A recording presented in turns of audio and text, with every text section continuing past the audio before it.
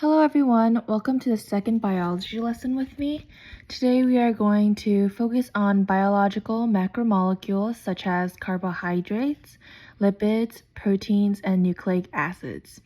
In the next lesson, I will talk about the cell. First, let me define the word macromolecule. So macromolecules are basically large molecules composed of thousands of covalently connected atoms. Macromolecules are formed by many monomers linked together forming a polymer. Carbohydrates, lipids, proteins, and nucleic acids are all macromolecules. To begin, let's talk about carbohydrates. The most common and abundant form of carbohydrates are sugars, fibers, and starches. Carbohydrates consist of only three elements: carbon, hydrogen, and oxygen. A few key things to keep in mind about carbohydrates are that they supply quick energy, meaning they give you quick bursts of energy, which is why many athletes eat pasta before a big game. So 1 gram of any carbohydrate will release 4 calories when burned, and this is according to a calorimeter, which basically measures calories. So moving forward, there are 3 classes of carbohydrates: monosaccharides, disaccharides, and polysaccharides. To start off with monosaccharides, they are basically the building blocks of carbohydrates. They are also known as the monomers of carbohydrates. Monosaccharides have a chemical formula of CnH2nOn. The common formula for a monosaccharide is actually C6H12O6. 3 key examples to keep in mind are glucose, galactose, and fructose, which are all isomers of each other. So isomers are compounds with the same molecular formula, meaning that they all are C6H12O6 but have different structures, which you can tell by this image on the screen. So if you count the number of carbons, hydrogens, and oxygens, you will notice it's the same number for each compound, but the structure of each monosaccharide differentiates from each other. The structure plays an important role, especially because it determines the monosaccharide's physical and chemical properties. So next, I'm going to preface disaccharides, which means there are 2 monosaccharides, hence the nomenclature. Di meaning 2 and saccharides meaning sugars. So they are joined by glycosylic linkages or bonds. All disaccharides have the chemical formula of C12H22O11. So you can kind of tell it's monosaccharides times 2. They consist of 2 monosaccharides joined by a process commonly known as dehydration synthesis, but it can also be known as condensation. So dehydration synthesis is the process of joining 2 molecules or compounds together through the removal of water, H2O. You can remember what happens through this process by thinking of the word dehydration as a hint to the process, because it means losing or lacking water. Like monosaccharides, disaccharides have 3 key examples: maltose, which are 2 glucoses bonded together; lactose, which is galactose and glucose bonded together; and sucrose, which is fructose and glucose bonded together. You might be wondering why I'm saying everything oddly. It's because you can sort of tell which disaccharide is made up of which monosaccharides through the similarities between the names. So you know that when disaccharides are formed through monosaccharides, they also produce water as a byproduct because of dehydration. They also produce water as a byproduct because of dehydration synthesis. However, while on this topic, it is also important to preface the reverse process of dehydration synthesis, which is hydrolysis. Hydrolysis breaks down compounds with the addition of water. This is actually what occurs during digestion, as it breaks down what we eat into quick sources of energy in the form of monosaccharide glucose. You can kind of tell what hydrolysis does through its name as well. Hydro meaning water, lysis meaning lyse or break. Finally, polysaccharides. Polysaccharides are polymers of carbohydrates. They are formed through the joining of many monosaccharides through dehydration synthesis.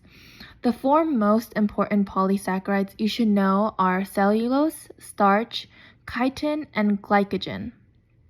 Here's a table explaining what each does. It is key to also know the functions of each of these four polysaccharides. So, cellulose and starch are key to plants. Cellulose is used to make up plant cell walls, which we will talk more about when we talk about the cell. And starch is a way to store carbohydrates in plants. On the other hand, chitin and glycogen are key to animals.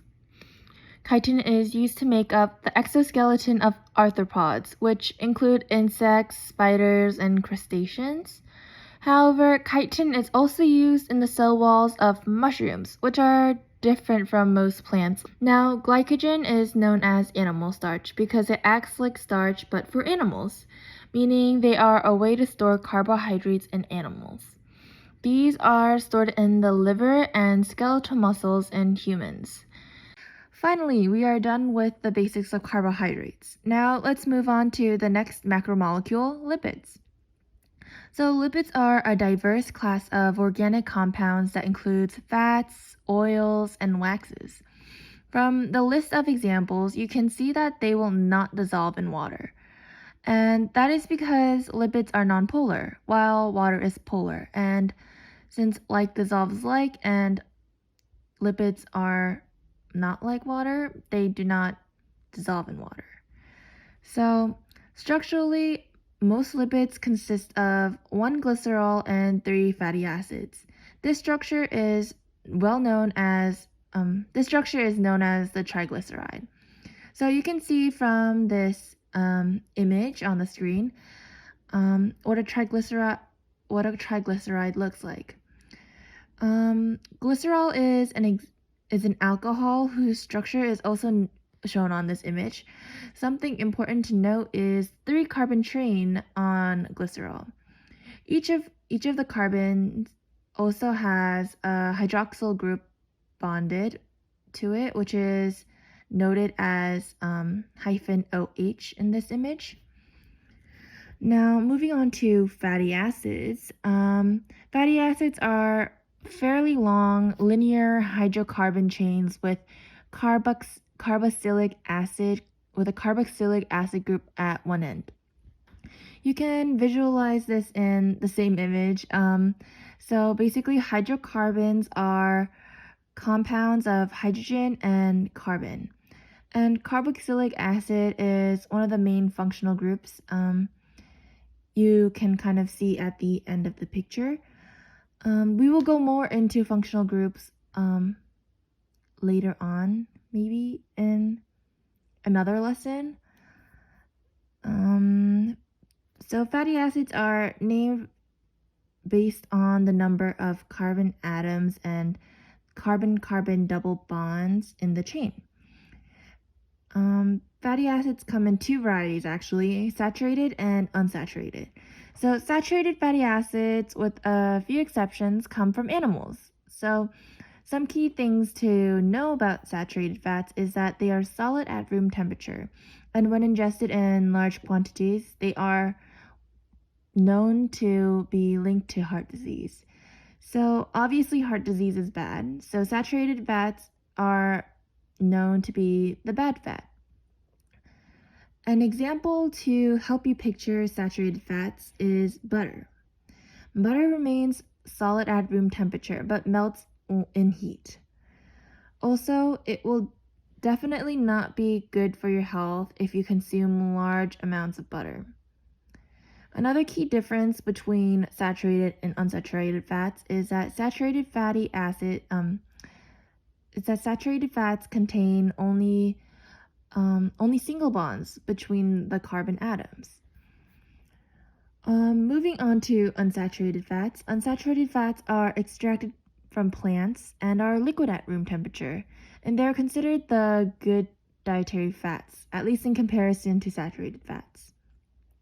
Furthermore, unsaturated fatty acids have at least one double bond between carbon atoms in the hydrocarbon chain. Therefore, they have fewer hydrogens in comparison to its counterpart saturated fats. Now, moving on to the function of lipids, specifically 3 functions that you should know. The key function of a lipid is to store the most energy possible, and storing that energy very long term. 1 gram of any lipid will release 9 calories of heat per gram, a type of liquid called heat per gram. So moving on, a famous type of lipids is called phospholipids, and they play a major component of the cell membrane, which I will discuss in the next lesson when we preface cells. And finally, some liquids are hormones, a key example being steroids.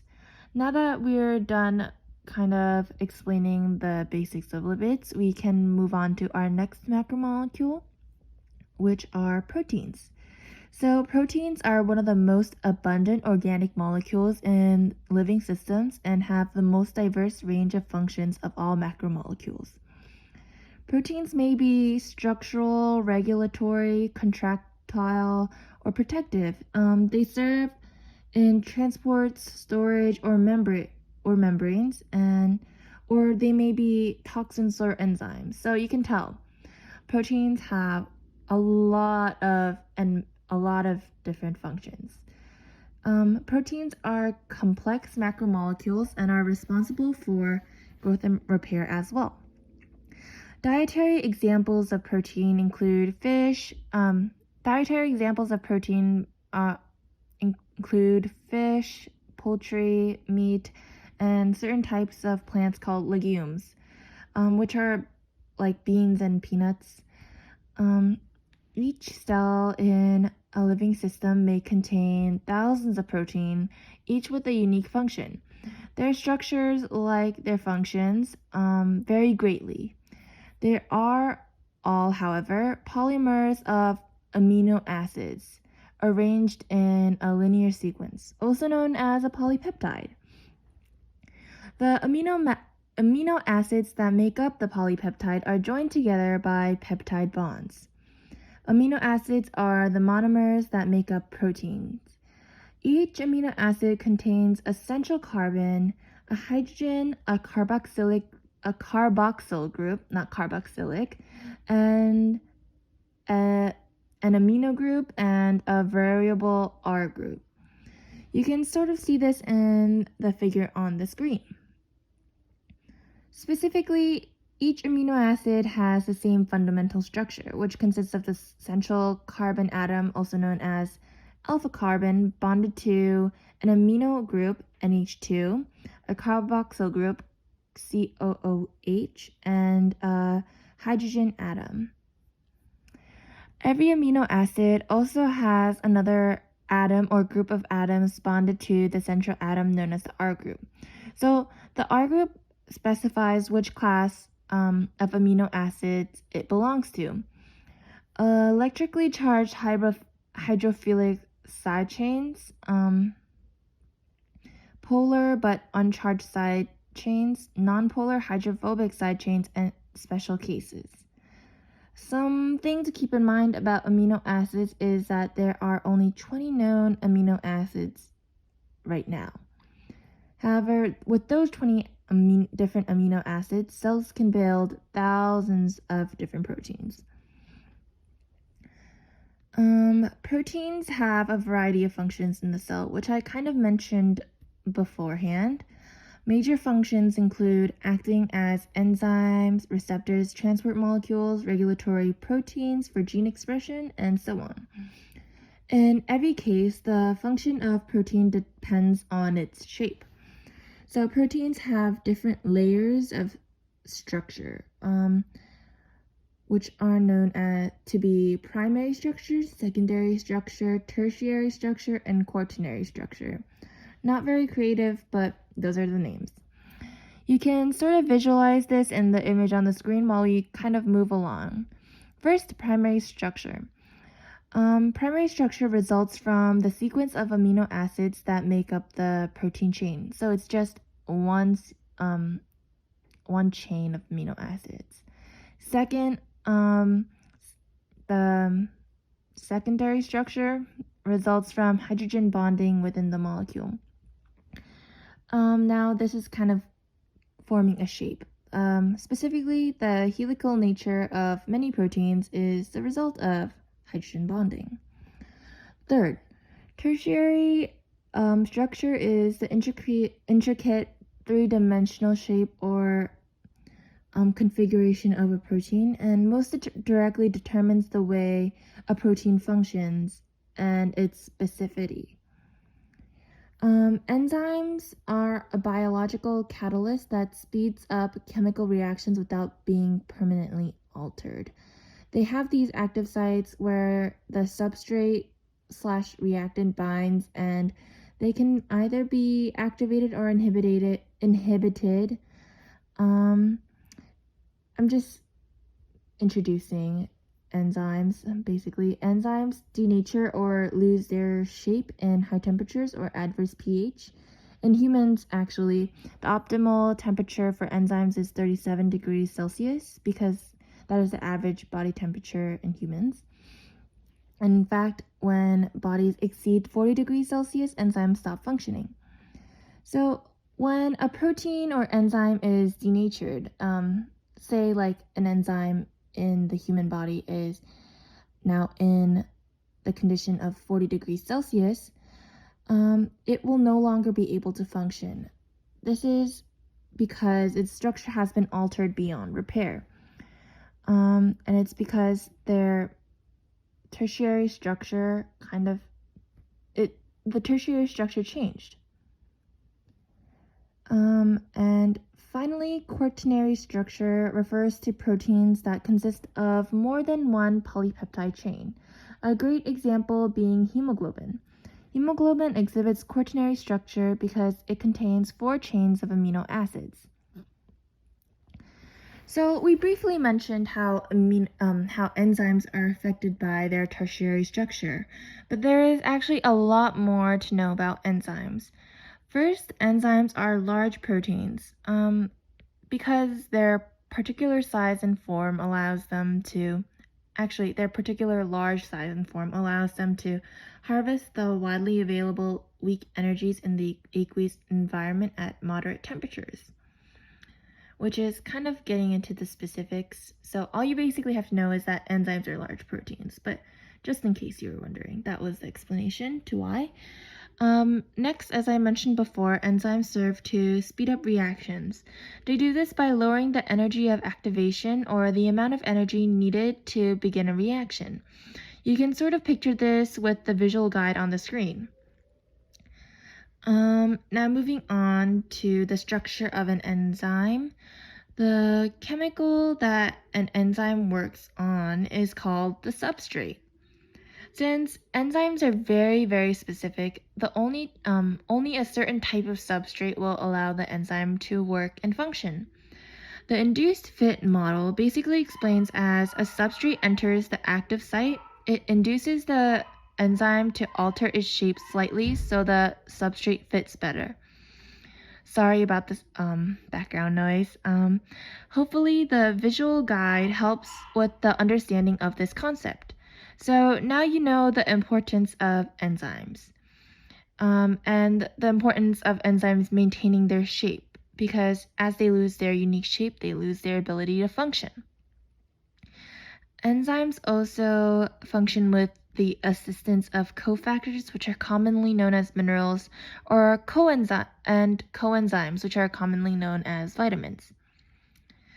Another key thing to mention is that enzymes are not degraded during a reaction and are reused over and over again. So we are finally done talking about enzymes and proteins for this lesson. So let's move on to the last macromolecule, nucleic acid. So I'm going to keep nucleic acids pretty simple because it gets pretty complicated and it kind of gets into another topic in biology, which I hopefully will teach you guys in the future. So basically, I'm going to be talking about the basics of nucleic acids. So nucleic acids make up deoxyribonucleic acid, which sounds complicated, but it's actually something that you probably have heard of before, DNA, and ribonucleic acid, also known as RNA. So DNA and RNA are known to carry hereditary information. Nucleic acids are polymers of nucleotides.